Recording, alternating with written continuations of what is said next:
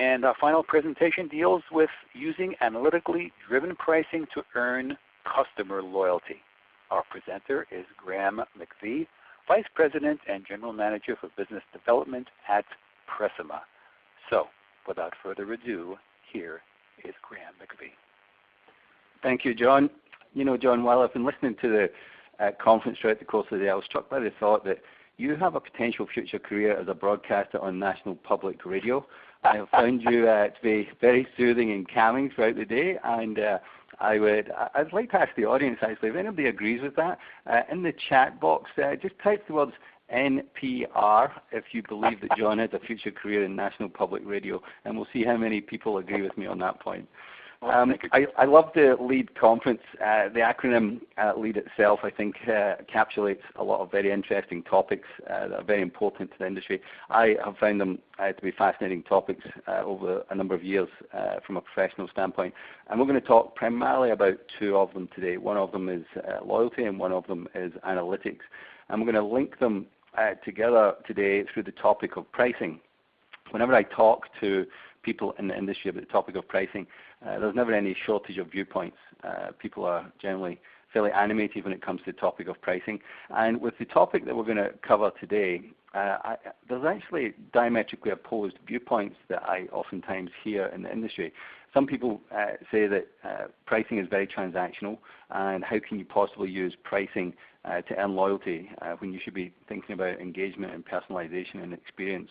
And then there are other people that view pricing as being so central to their value proposition that they say, well, if you can't get your pricing right, then how can you possibly hope to win with customers and keep them coming back, which is obviously a good sign of loyalty as well. So we're going to talk about the topic of pricing in the context of using analytics to earn loyalty. Now, my company oftentimes does surveys of the industry.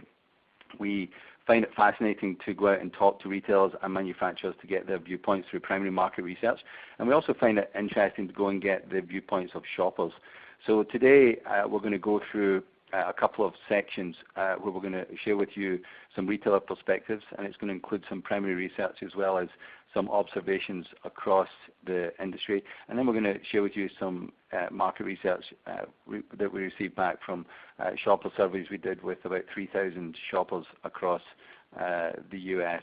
And then we're going to wrap up with some examples, real-life examples of how you can actually use analytically driven pricing to help to earn the loyalty of customers.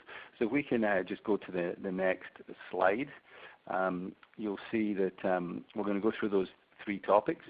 And John, I don't know if you can just advance us to the next slide. That'd be great. Yes. And Linda, you got the controls? There we go. So we're going to go through these three topics today. We're going to talk about the retailer perspective. So we're going to start by asking how important is price to retailers. Then we're going to go to the second topic of how important is price to shoppers.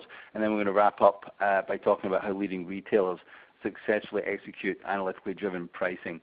Now, this is obviously highly relevant for retailers, but I think it's also highly relevant for manufacturers as well. As these topics become more and more important to retailers, they're going to be looking to their manufacturer trading partners for help and support in all of these areas. So the more conversant that manufacturers are in these topics, the more collaborative they can be with retailers and drive towards that ultimate outcome, which is winning with shoppers.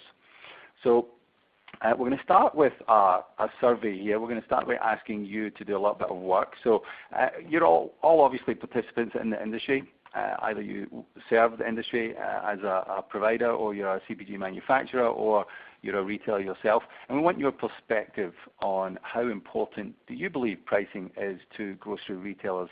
So we've got 5 options listed here, ranging from the first one, which is pricing is the single most important lever to grocery retailers. The second one is it's one of the top 3 priorities. It's the same importance as other decisions.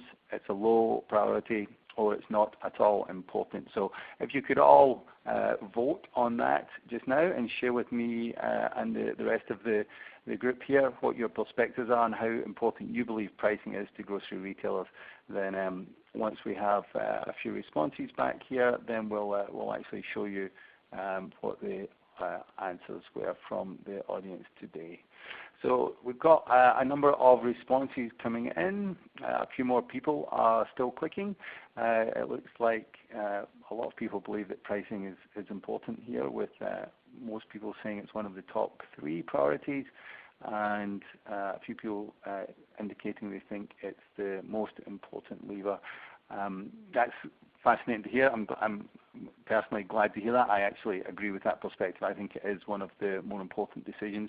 If you think about the topic of pricing, it touches every single item in every single store, and it impacts every item that is purchased by every customer and every transaction every day of the week. So it has a very meaningful effect on the performance of the business, and it also has a meaningful impact on the consumers themselves. So thank you all for sharing your perspectives there. So when we went out and did a survey, we interviewed over 300 individuals that work for retailers and a similar number that work for manufacturers, and we asked them what was the most important factor that they believed was essential for long-term success. And you can see the responses that we received here. The number 1 response was customer-centric strategy. So that's obviously putting the customer at the center of your decision-making processes. Number 2 was the profit growth strategy. We are primarily focused on the financial outcome. And then number 4 on the list there was competitive or low prices. And you can see that on that one, retailers actually thought competitive and low prices was more important than the manufacturers thought it was. But in general, customer-centric strategy was by far the most important factor. It was more than twice as important as the second and most important factor, profit growth. But as you all indicated in the survey that we just saw, where most of you said it was a top 3 priority, this survey came out, it was number 4 on the list. So it's still highly important, and it sort of fits in there with some of the other priorities that you can see listed. We think that if you combine both a pricing focus with a customer focus, you can put those 2 components together. So number 4 was specifically about competitive or low prices, and I think as a lot of us who have been around the industry have had conversations for a number of years, it's not necessarily about low prices, it's more about making sure you get the value equation right, so that people feel that they're paying a fair value price for the value they're getting from the product that they're purchasing. So that was the survey response that we received. So obviously pricing is important, being customer-centric is important. This was a comment, I'm sure a number of you saw this. Doug McMillon, the CEO of Walmart, stated that Walmart is going on offense with price. And he said, we're going back to our roots to help achieve market share gains. I was actually kind of struck by that, because I didn't think that Walmart had ever not been on offense with price. I thought they'd always been on offense with price. But apparently they were feeling a lot of heat in the marketplace. There was actually an interesting study I saw. I don't know if this will resonate with any of you on the call, but I once saw a study that went out and asked a number of consumers for the perception of Walmart's prices, and they actually asked them for specific prices on a host of items. And when they compared the perspective that shoppers shared on prices of items against actual Walmart prices, the consumers were giving Walmart more credit for low prices than their actual prices deserved on the shelf. So in one situation, the consumer said that they thought that the price would be 22% below the primary competitor when Walmart was only 15% below. So they're still below the primary competitor, but they were getting more credit in the marketplace. So obviously their focus on low prices over the years, their marketing, their value proposition is borne out by some of that research. But this was an interesting comment to me, because again, I didn't think they'd actually ever stopped being on offense with price.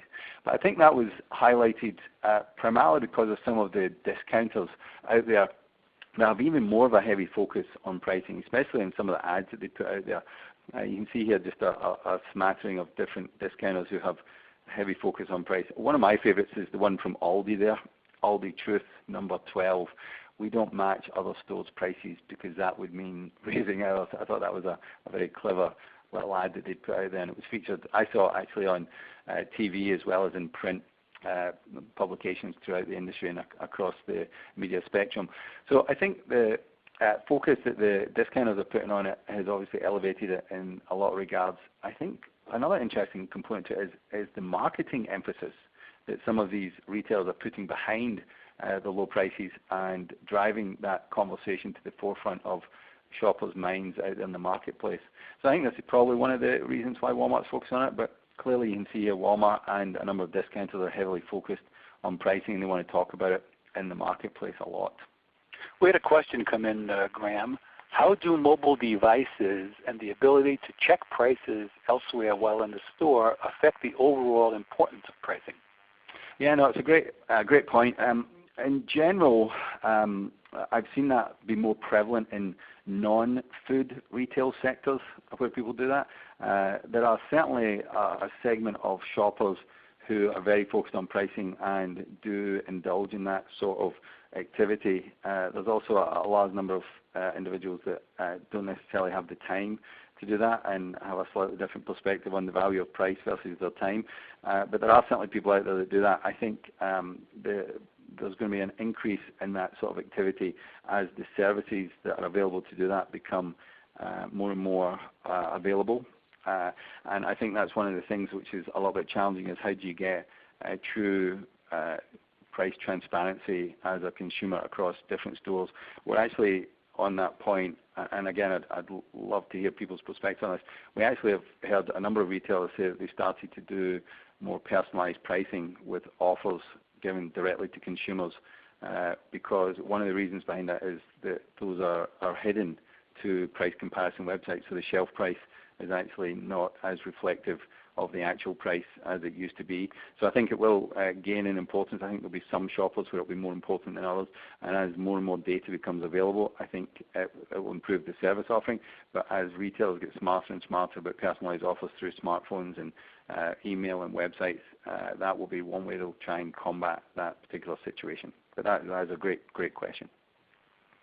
I wanted to highlight on this slide, I wondered if the increased focus on pricing that we've seen over the last couple of years is because of a fundamental shift in the way consumers are viewing the economy because of the Great Recession. So I took three different retailers here: Whole Foods, Kroger, and Walmart. Very different pricing strategies. Obviously, Walmart more EDLP, Kroger your traditional mainstream high-low, and then Whole Foods is oftentimes viewed as more of a premium retailer with pricing that's associated with the quality of the products that they have in their stores. And I looked at their share prices over time, and you can see Walmart's didn't really change too much throughout the Great Recession. Same with Kroger. Kroger's picked up after the Great Recession. But the one that I was struck by was Whole Foods. Obviously, they struggled a little bit as they came into the Great Recession, but from about 2008, 2009, they really did start to pick up steam. And it clearly emphasizes that different retailers can be successful with different approaches to pricing, and all depends on their overall value proposition and what role does pricing play in that complete set of components of their value proposition. So the takeaway I had from this slide is that you really need to understand the needs of your shoppers, and then you need to align your value proposition, including your pricing, which to me is one of the single largest communicators of your value proposition, to make sure that you're putting prices in your stores that are aligned with the value that your consumers attribute to the products that they're buying from you. So there's obviously a lot of different ways that you can approach this. A lot of different retailers have had different levels of success. This one was another interesting one to me. This touches on that price personalization point that we mentioned a minute ago. This is a comment from Steve Bird, the former CEO of Safeway. This was now a couple of years ago that he said this, but he was talking about the shelf price becoming irrelevant because they can be so personalized in what they offer people. And obviously they have their Just For You program, which has been touted as being very successful, and a lot of people signed up for it, and that's the mechanism they're using to deliver price personalization. So pricing it seems like pricing is important. It's a hot topic. Might not be as hot for all retailers as others, but it's not necessarily about low prices, but about aligning prices with what your shoppers want to pay, so that you're meeting their expectations about the value equation when they're in the store and buying those items. So that seems to be the perspective from the retailers. Let's move on and talk about the perspective of customers or shoppers. And we're going to ask you again to do a little bit of work here. So we've got another survey question here, and all of us, I'm sure, on the phone and on the conference today have been in grocery stores and have purchased groceries and are primary shoppers or secondary shoppers in our households. So I want to get your perspective on how important do you believe pricing is to shoppers when they are choosing where to shop and allocate their monthly grocery budget. So do you believe that for shoppers, pricing is the most important factor, one of the top three? It's neither more nor less important, it's a low priority, or it's not important at all? So if you can share your perspective on that, you can even just use yourself as a reference point. That would be absolutely fine, and we'll see what sort of response we get from the group on the conference today. So it looks like top 3 priorities seems to be coming in. Some people are saying it's neither more nor less important. A couple of people indicating it's the most important factor. So clearly it looks like it's either neutral or it's an important factor when people are choosing where to shop and allocate their monthly grocery budget. Okay, that was great. So thank you for sharing that perspective with us. So as I mentioned earlier, we actually went out and surveyed 3,000 US shoppers, and we asked them a whole range of questions. And we can actually, I've got a few of the highlights from the survey here in the presentation today, and if anybody's interested in more detailed insights, you can follow up with me afterwards, and I'll be more than happy to share some more of the insights. Here's the factors that we got back from that survey. Top 10 reasons why shoppers choose a grocery store. This was fascinating to me. Product quality and product selection came out at the top, and location came out as the 5th most important. Now, there wasn't a huge degree of difference between these. Definitely some significant difference, but not markedly different. But I was really surprised how low down location came, because I was always under the belief that location were the top 3 reasons why people shopped in a certain store. But you can see here that product quality and product selection were at the top of the list, followed closely by everyday prices. Further down the list, you can see promotional or sale prices, and then even further down, personalized offers and coupons. So again, this is the factor that people use when they're selecting the grocery store. And obviously, people don't want to be buying low quality products, and it sounds like people want to have some reasonable amount of product selection. So this was interesting. I agreed with the comments that we got back there on the survey that everyday prices it seems like it's a top 3 concern for shoppers when they're choosing their store. Graeme, do you think product selection refers to size of store or the selection of the appropriate products by the retailer for the people in his trading area? Oh, the way the question was worded, it was actually about having a lot of choice within the store. So it was about just the number of items they could choose within the store. They didn't want to have to go to multiple stores for different items in different places. It was more about the breadth of the assortment. I see. Yeah. So it was interesting to get this feedback, and also obviously pricing is a hot topic for shoppers as well as retailers. We then asked a little bit of an intriguing question, this concept of price perception. I think if you asked 10 people how to define price perception, you would probably receive 11 definitions. The concept of price perception is a little bit of a vague one, a little bit of a fluffy one, and it's a little bit hard to tie down. But we did ask the shoppers in the survey, what does influence your price perception of a grocer? And we asked it as simply as that. We didn't try and go into a lot of detail to try and drive into one definition of price perception of another. And this probably won't come as a surprise to most people on the call here. Everyday prices of staple items. Those are items people buy very consistently every week, and they oftentimes, between milk and bread and eggs and things like that, there's not, or historically not always been a huge amount of product differentiation, although with a lot of the products with the added attributes to a lot of products these days, like the omega-3, it's been added to a lot of eggs, and the organic milk that you have out there, and the high fiber aspect of a lot of breads. There's a lot more product differentiation than there traditionally used to be, but that was still the number 1 factor in price perception. Interesting, number 2 was the average spend each trip. So clearly people are still focused on, I have X amount of dollars to spend, or they're closely watching how much they spend. And then you've got the next one is the lowest priced item. So this was trying to get things like opening price points. So opening price points, even though someone may not necessarily purchase the item that's at the opening price point, being able to see that opening price point on the shelf, that it kind of acts as an anchor for price perception to some degree. And then it was the everyday prices were more important than the promotion prices, which again, they were fairly close, but I don't think you can neglect the promotion prices and the role they play in driving perception, as well as obviously the everyday prices. So some interesting insights that we received back from the shoppers that we interviewed. This next one I thought was absolutely fascinating. I'd seen a number of surveys around this topic over the years, and so we actually did. We went out and conducted surveys to find out how shoppers were feeling about this today.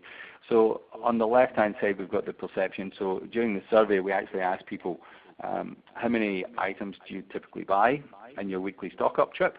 And then how many of those items do you think you would remember? And we asked them for the absolute number of items and the percent of items, and they actually came out very close. It was roughly about 12 items out of about 50 or 60 items, so it was about 20 or 25% people believed they knew the price of. The one on the right-hand side, the sort of image on the right-hand side there, we actually conducted exit interviews with people when they were leaving the grocery store, and they, we were a little bit impolite because we interrupted them as they were leaving the store with their cart full of groceries, and we said to them, the same sort of thing, how many do you think you would know? And they gave us very similar answers. They said again, oh no, I'm sure I know 20 or 25% of the prices of the items in my basket here. And then we asked them for the receipt, and we took the receipt from them, and we went down every item on the receipt, and we asked them what price they thought they'd paid. Now remember, this was just as they'd left the store, so they literally just put the items in their basket and they just paid for them. And we gave them a little bit of leeway. We said, plus or minus 5%. We'll give them credit for that. But out of all the items in the baskets, they actually only got 2 items right when we asked them for the price right as they left the store. So I'm not saying that, again, that pricing isn't important. Obviously, pricing is very important, and pricing was a high criteria when used to select the store, and people have their price perception influenced by a number of different items that they purchase. But you also have to ground this in pragmatic perspectives as well, and it's actually really difficult to remember prices of a large number of items. So when you think about a traditional mainstream grocer has about 40,000 items, you have to work out where the items that customers really care about from a pricing perspective, and then make sure that you're getting really tight on pricing on those, and pricing the other items appropriately for the reasons that customers buy those items. So that was just some of the insights from the shopper research that we wanted to share with you today. We hope we found those a little bit interesting. We've now got some examples here. So these are actually real-life examples from real clients. And I'm hoping that when we go through this, you'll see that there are ways to actually earn customer loyalty by successfully executing analytically driven pricing. We're going to ask you one last time to do a little bit of work here. And again, I know that not all of you necessarily are that specifically close, but I'm sure a lot of you have worked with retailers over the years or worked with people that know the industry. We'd love your perspective on how advanced do you think grocers are and the approaches and solutions they use to set and manage prices. Are they very advanced, reasonably advanced, middle of the pack, fairly basic, or very basic? So again, we're just looking for your perspectives to see what you think from your experience. We obviously don't expect you to have conducted a scientific survey of your own, but you are all knowledgeable people about the industry, and you have a lot of interactions with a lot of different people. So we would love to understand from you what your thoughts are on this topic. So we're starting to get a number of results coming in here, and you can see middle of the pack is coming in as the highest there. Fairly basic is starting to creep up. A few people have got in there reasonably advanced, and we seem to be developing an absolutely perfect, normal, standard statistical curve here. No very advanced, no basic. The peak is in the middle, and then reasonably advanced and fairly basic are neck and neck. Excellent. Well, thank you for sharing your thoughts on that. We have our own perspectives on that, and if anybody wants to know what I think at some point, I'll be happy to have a conversation with you on that topic. So we have to cut retailers some slack. I mean, pricing is complex. It's not the easiest topic to manage. If you think, here's just a very simple example of this. So there are on average 40,000 items per store, and then you might have 200 stores per chain. Obviously, there's some retailers out there with 2,000, 3,000, 4,000 stores per chain. But if we just use 200 in this example, you might have 10 viable price points for each item, maybe 5 increments up the way, 5 increments down the way, so maybe there's only 10 viable price points per item. And then you might only consider 10 data points for each price point. So you might think about the cost and the margin. You might think about 3 competitor prices. You might take into account factors like price elasticity, promotional activities. You might take into account things like time of year or trend and factors like that, or even complementary or sort of cannibalization as well. So if you have 10 data points you want to take into account, that's actually about 800 million data points to consider. I rather geekily calculated one day how many people would you need if you just reviewed each one of those data points for 1 minute once a year. And I think I came up with some number that was like 7,000 people you would need to do that. So obviously no retailer is going to employ 7,000 people to review each one of those data points for 1 minute once a year. So what does a retailer do when they're confronted with a situation like that? Well, retailers are operators, and they become pragmatic. And usually what happens is they'll come up with an approach that says, well, let's not look at all 40,000, maybe just look at the top 10%. Let's not go down to the store level, let's look at the chain of the region, maybe only 3 or 4 price points and 3 or 4 data points. Well, even when you get to be very pragmatic, that's still 20,000 data points, which is still a lot of work to do to take those into account. And from my perspective, I don't think it's fair or reasonable to expect a group of individuals within a retailer to be able to wrap their heads around 20,000 data points and how they all interact. I also think retailers give up a lot of value by being pragmatic. I think you can get a lot of value out of proactively pricing all of the items in your store to make sure that they all align with your customers' wants and needs, and making sure that you're very localized in your pricing and you take into account all the different price points that might be attractive and also all the different data points. So the way to do that is to apply analytics. You can actually apply analytics to understand how customers respond to pricing changes. And if you look at a chart like this, this is again a sort of an output. It's one of the most simple outputs that we use for some of our clients, where you can actually use analytics to inform your strategy, identify things like your key value categories, and then you can align prices with your underlying category characteristics. So this chart on the horizontal axis is very simple. It's sales dollars. And on the vertical axis, we've got elasticity, so everyday regular price elasticity. And you can see we've got this at the sort of the department level. So started off at the individual item level by store, and then we've just aggregated it up to the department level, at the chain level.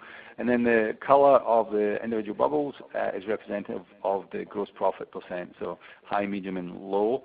And anything that's above the red line in the middle, the red line that goes across the middle is the average elasticity. Anything above that essentially means that for a small change in price, you get a big change in the volume of items that are sold. So consumers respond very strongly to changes in prices. And anything below the line in the bottom half, it's the other way around. A big change in price does not result in a large change in the volume that will be sold. And then if you think about the sales, to the right-hand side of the sales categories that are highest, and then on the left it's the categories that are slightly lower. And you can see there's no real pattern here. Usually what I do in a chart like this, I look and see is there any pattern between the colors, which are representative of the gross profits, and the position of the departments on the chart.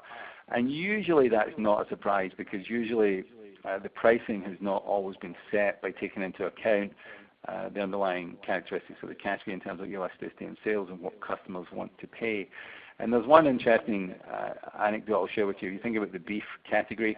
I talked to the beef category manager with this, and he said, that makes perfect sense to me that it's not high elasticity. He said, I know that shoppers don't primarily buy beef based on low prices. They buy it primarily based on quality, because you don't want to buy a piece of beef and then it not taste nice. But he was told that he needed to price the beef category very aggressively, because the belief was if they won on beef, then they would win the entire basket, and that would be very successful to the organization. When we showed him this chart, he said, I knew I was going too low in price. He said, but nobody told me how low is too low. So he was actually going too low. So we're going to show you a chart in a couple of pages, which is interesting. I'm going to ask you to take note here of things like home and personal care and beverages. You'll see those are in the top right, and then deli and pork are in the bottom left, and you'll notice where beef is. But this is where you can understand from a strategic perspective how should you be thinking about pricing for the different departments, because people do buy different categories and departments for different reasons, not just price. This next example starts to really get into the customer-driven aspect of it. I've talked to a large number of retailers out there where they'll have a conversation where the chief marketing officer will say, we're struggling in the marketplace for market share and our price perception is not good. We need to invest 10, 20, 50, $100 million in lowering prices, and then someone in the pricing team is then told, go work out where we're going to spend that money.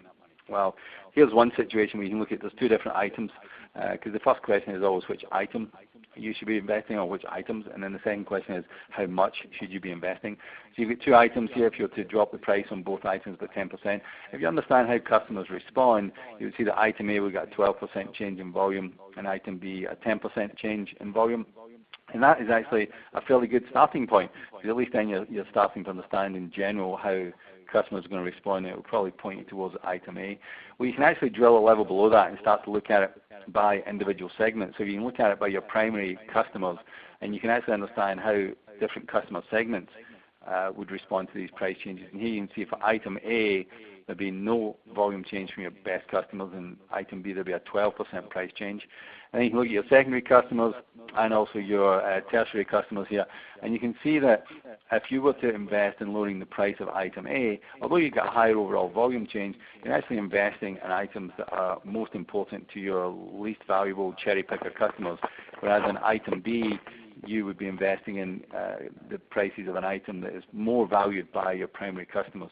So here's one way where you can start making informed customer-driven price investments by using analytics to understand how different segments respond.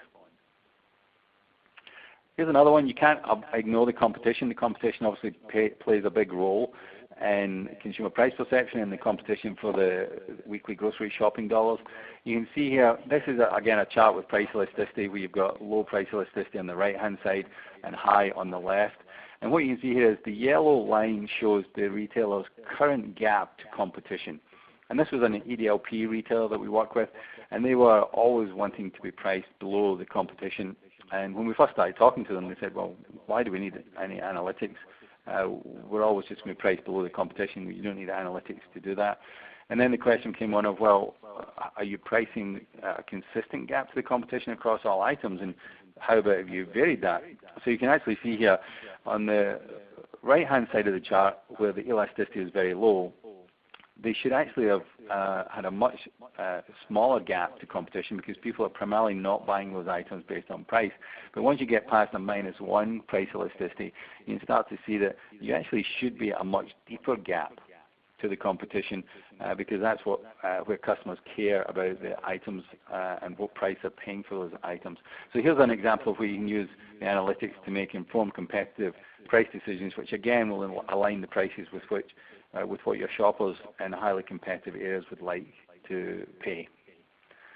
The next example here is about, we talked a minute ago about key value categories. Well, within key value categories there's also key value items. There can actually be key value items in non-key value categories. It's just that there's only a small number of them. So again, you want to align your prices appropriately with what customers want to pay. So you can see here we've got four sort of main areas to the chart here. We've got a volume percent change, a sales percent change, a profit percent change, and an average price percent change.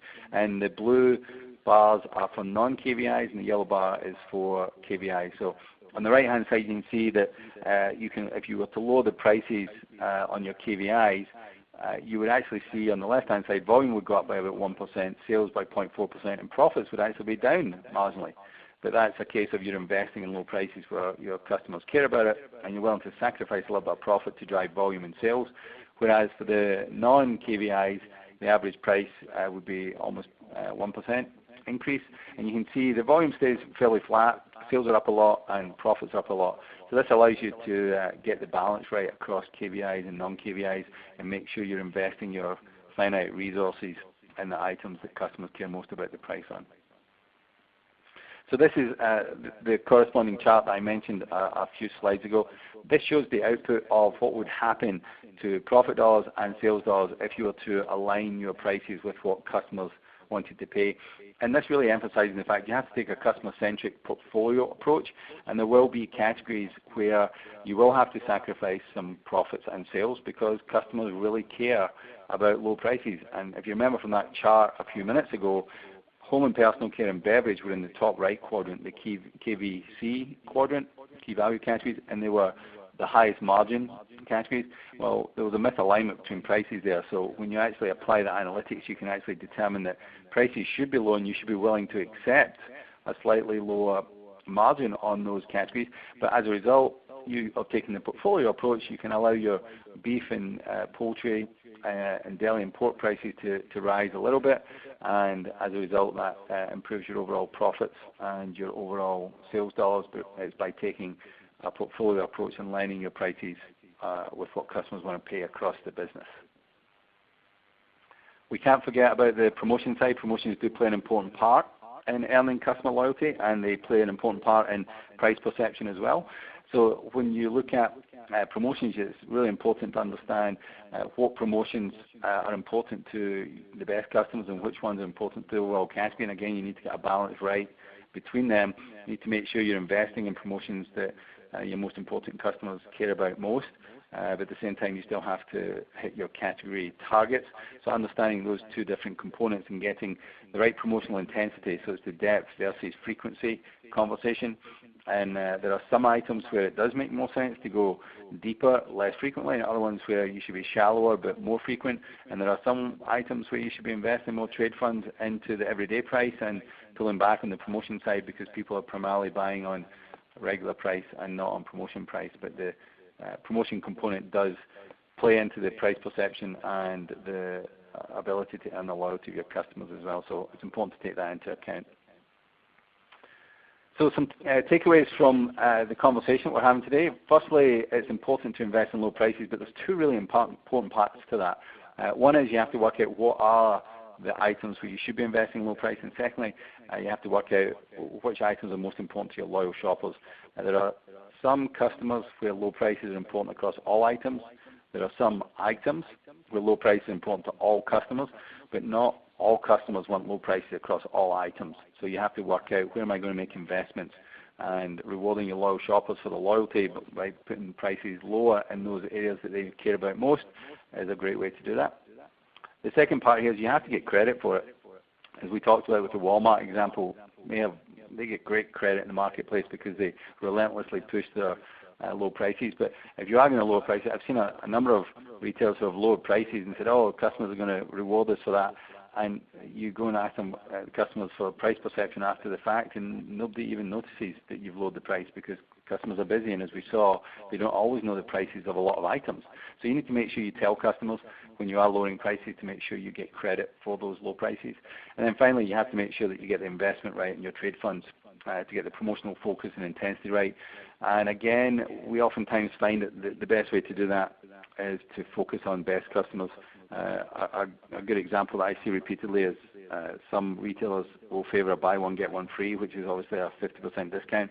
And when you break out the response to the promotion at different discount depths by different customer segment, you oftentimes find that a buy two get one free, which is a 33% discount, is more than deep enough to reward your loyal customers. And it's usually mostly the cherry picker customers that are driving sales beyond that. So again, you need to get that balance right and work out which customers are most important and which items, when promoted, are valued greatly by those customers. I just wanted to leave you this final comment. My perspective on this is that the retailers that best satisfy the needs of customers will win. If you go to a grocery store and they're satisfying all your needs, why would you get in your car and drive somewhere else?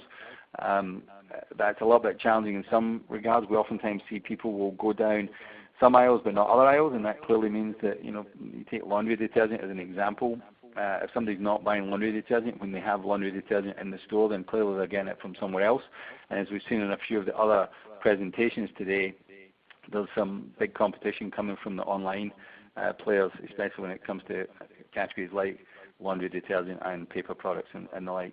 But to achieve that, you actually need to understand those customer needs on a very granular, timely and frequent basis. Customers' needs change over time, and each customer is a little bit unique. So you need to understand those needs, but then you need to connect it across to actions, because if you don't take an action, then you're not going to be able to satisfy those customer needs, and you're not going to be able to earn their loyalty. So when it comes from a pricing standpoint, it's important to quantify customer price responses and then determine the prices so you can align with those customer needs. And if you do that, then I think it's possible to compete effectively in the marketplace and to use pricing to earn the loyalty of your customers. So that was the topics I wanted to cover today. I hope you found some of the market research and some of the industry overviews of interest, and I hope you found some of the case studies somewhat relevant to you, and hopefully some of that resonated with you. But I'm going to turn it back over to John and see if there's been any questions come in. Yes, there are a few really interesting questions, Graeme. The first one, is there a way for analytics to take into account for emotional connections to brands and stores? That's a good one. I mean, there's a couple of, so there's the analytical way and then there's the survey way. Obviously you can go out there and conduct surveys, and that's how a lot of companies do that today. I think you get the best outcome by doing both, to be honest. I think it's good to get do the primary research and have focus groups and all of those things to make sure you're getting that perspective coming back in. But there's two challenges with just using that approach. One is you can't obviously go out and talk to every single customer or every single shopper. And secondly, sometimes shoppers have bias. For example, if you ask we've done this work in the past, if you ask a shopper when they're in the store, are you healthy? They will often say, yes, absolutely. Look at my cart here. I have low-fat ice cream, I have diet soda, I have low-sodium potato chips. But the reality is if you were truly healthy, you would probably have granola and fresh fruit and vegetables.